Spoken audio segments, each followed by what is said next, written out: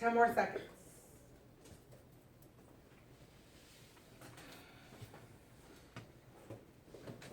Alright, so in the past, we've given you guys packets, right? We've given you release tests to do, right? Here's the thing. What you guys need to understand is when you're looking through those STAR tests, it's not just about the questions that are on the paper. It's about vocabulary as well.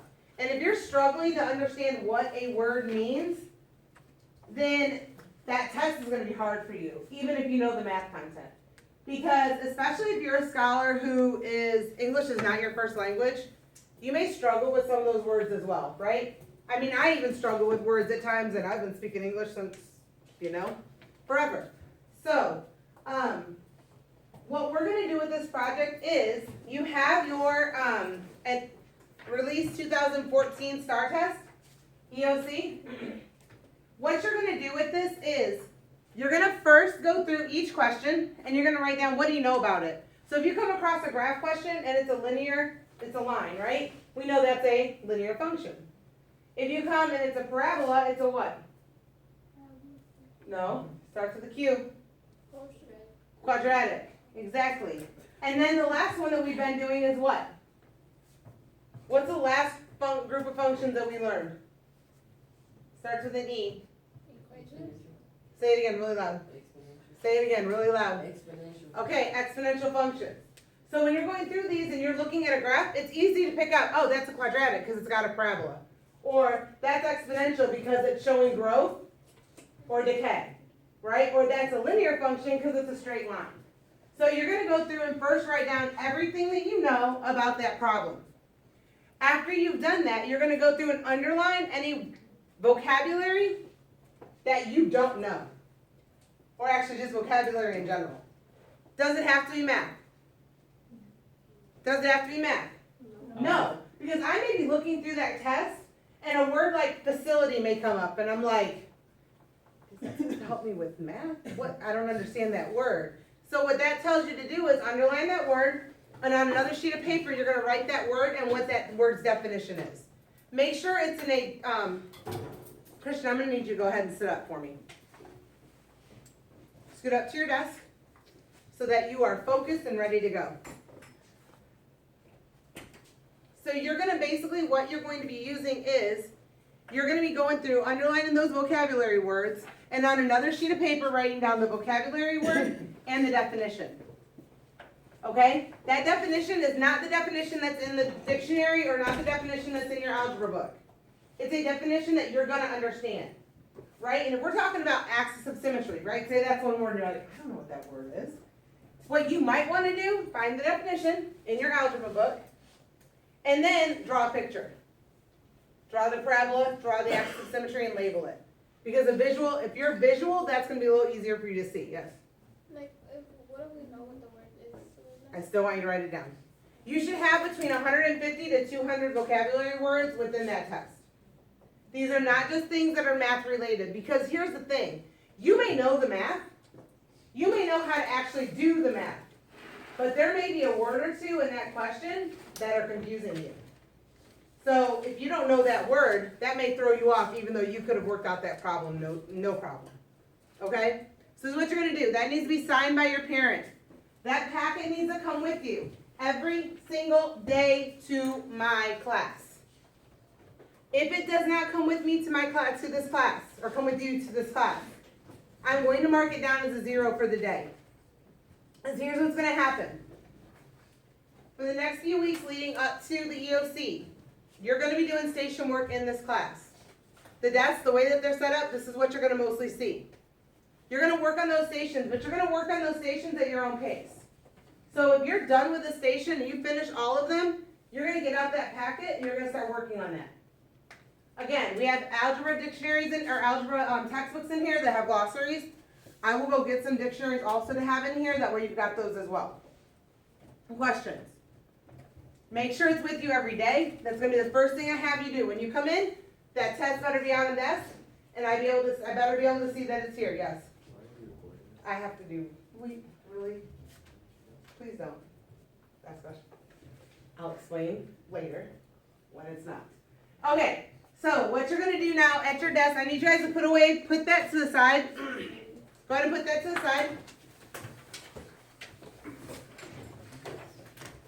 What you're gonna do for the next, well, basically for the rest of the class, there's a stack of paper or stack of questions in the middle of your desk. One of the biggest problems that we have when we take the STAR test or any end of course exam or any standardized test is going through and deciding what questions do I do first. Raise your hand if you go straight from number 1 to the end of the test. Do you think that is the best use of your time? How many of you kind of pick and choose questions as you're going through? Okay? So basically what we're going to do in class today is you're going to work on a strategy with the people that you're sitting with on how you would sort the questions that you have in front of you. They're all from the STAR release test. The numbers have been taken off of them because I don't want you guys getting in the habit of looking and saying, oh, that's number 1, number 2. Let me put those together. When they put the STAR test together, they don't pay attention to that. They just put a bunch of questions together, scramble them up a little bit, see what fits on the page, and then go on. But for you guys, it's more important to actually have a strategy on how you're going to solve those questions. Anybody have a question about what you're going to do right now?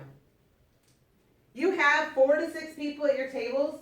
Trying to pass those questions out to people. You're going to be discussing together and figuring out what questions do I want to work on together? What questions do I want to do first?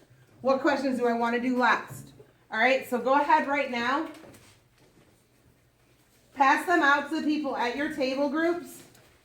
Just kind of get them, just kind of spread them out and just give everybody a little bit of something to look at. Are you going to have time to go through on a question, test of 50-some questions? Are you going to have time to actually go through and read every single question and then say, okay, I know which one I want to do first? No, you're not going to have time for that. So you need to figure out a strategy that's going to help you. Go ahead and get started. And you should be having discussions with your group members about why you're putting those specific questions together. You're basically grouping and sorting. Sit up. I'm not going to continue with you. I need you to be part of the class.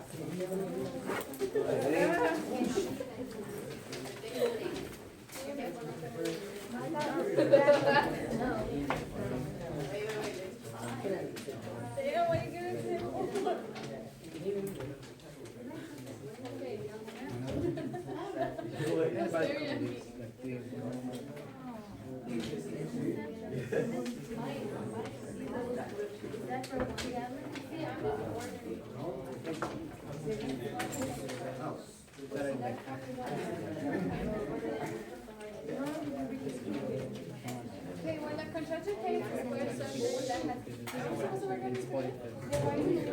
Oh, no, but you said how you want to first.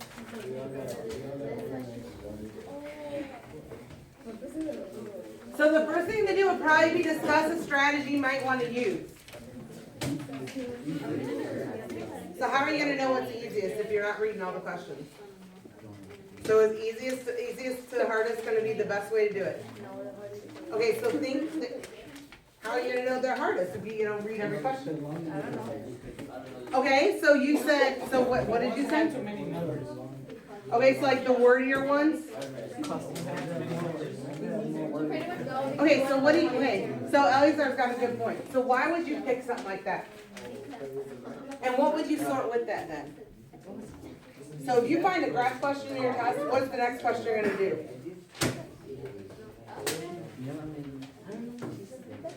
If you're looking at that, and that's the first question you see, and it's a graph. After I get done with that question, what am I going to do next? Am I going to go to another graph question, or would you pick something else? What would be the best strategy? Okay, so he's coming up with a strategy. So y'all kind of talk about that together. So we all get the graphs first. What do you guys think? What do you guys, how are you tackling the video? Hey, but I don't know how to solve it. Are you going to have time to read through all 50-some questions before you answer? No. So is that gonna be your best friend? So what can you do? What do you guys notice when you're looking through some of these questions that might make them easier to group or sort together? Okay, what'd you say? Some have graphs. So if I do a graph question, what would be a really good question to do next? Another graph question. So why did you think about it that way?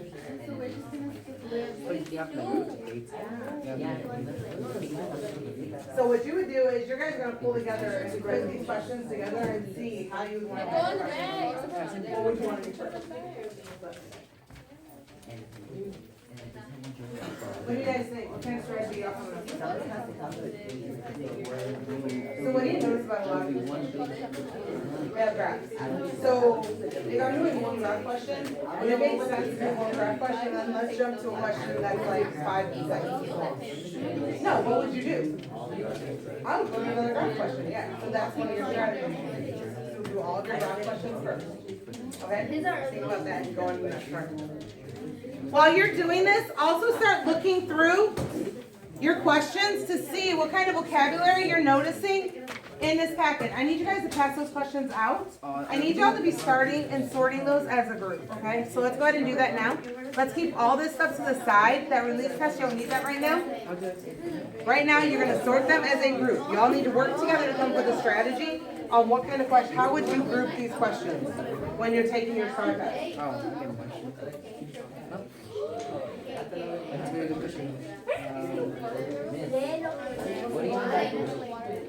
Well, when you're taking a test, what kind of questions? You don't want to start with number 1 and go to number 2, number 3, number 4. Which one's easier? When I'm looking, okay, but are you gonna have time to read through all 50 questions to decide which one's easiest, which one's hardest? No. So what do you notice about some of these questions? They have what? What are these? The graphs. And so, what would be a really good idea if I start with a graph question? What would be a really good idea after I do that graph question? Or a question that has a graph? Then what would you do after that question though? Do another graph question. Because the thing is, if those graph questions may be very similar to each other, which means you're doing questions that are very similar to each other at the same time, aren't you? And if you get those graph questions out of the way, a lot of times those questions are the shorter questions, right? They're not going to take you as long to solve because you're not doing as much figuring, right? But if you come to a question that's got a lot of words to it, might be a little more work to it, correct? Okay, so what you guys think? I need you to be in on this question. If you would rather, I can have you look at Mr. Torres. You mean equations? You mean these? No, you're not working anything out. No, you're just looking. No, when you do the project, yes, vocabulary is very much. Yeah, I know what you're saying, but Star EOC, star, is it star EOC? It's a star and of course it's for all the it's good. That's why I said star. You organize this.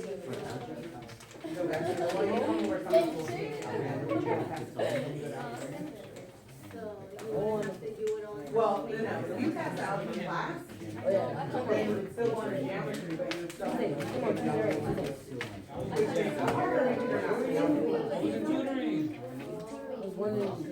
Like in here, you're getting algebra right now, right? So it's fresh.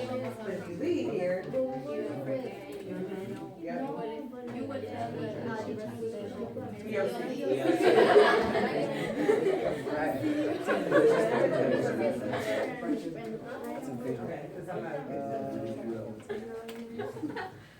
I'm putting that fraction. Like answer that fraction. So equation. Something like this.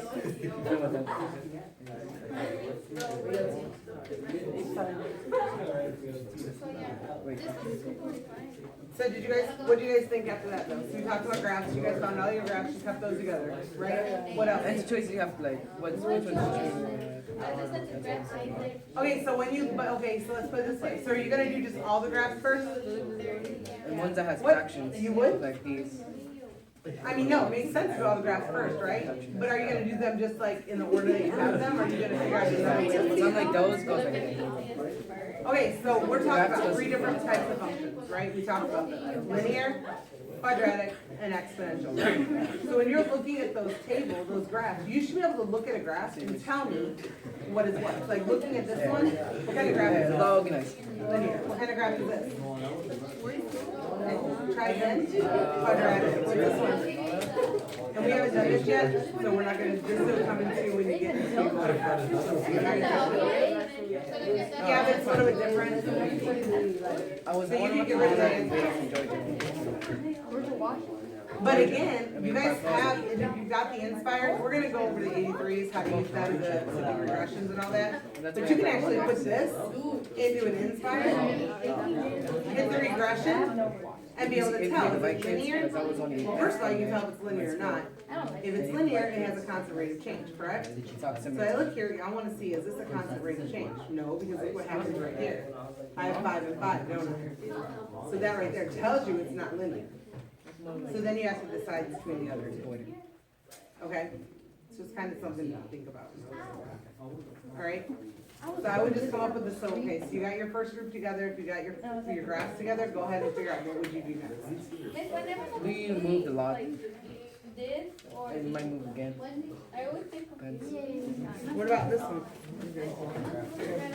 What do you mean? like when Hey, that's a good. 20 curves. Common factions. Multiply both sides by Stuff 0.5. that's It's false. reach true or false like with no numbers. And these are equations. And those are that. Okay, I'll first start with these ones. So once you got the No, graph we together, just- would you just leave them like that right there? Group them. Which one you want to do first? Second. You know what I'm saying, the graph, you got the graphs that are in your test, right? You don't have to So, answer them. you You have kind of make marks or whatever. What I want to, okay, so let's easy to do it. So what kind of graph is this? Give me some bait. What do you think? What is it? What kind of function is that?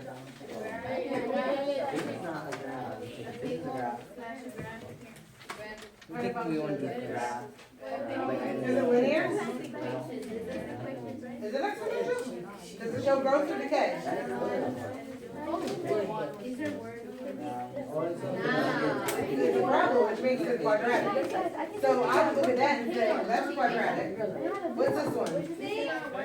Linear, that's different, right? This one is it's a what? It's a scatter plot. This one is crazy, right? But it's 2 lines. Okay, so I would leave that one around like a linear function. What's that one? Linear as well, right? So kind of go through and break those apart. What's this one? Scatter plot, right? So scatter plot goes that way. So what's that about? See, that's what I mean. So you're gonna go through and look at each of those. Now, this one's a little bit different because this one, look at here. What does it have in the So, middle? Fredo. An inequality. So this is an inequality. So it's a little bit different than a regular. And that's kind of like, I would put that one in scatter plot or in a test graph. Which column do you do first? That column? That column?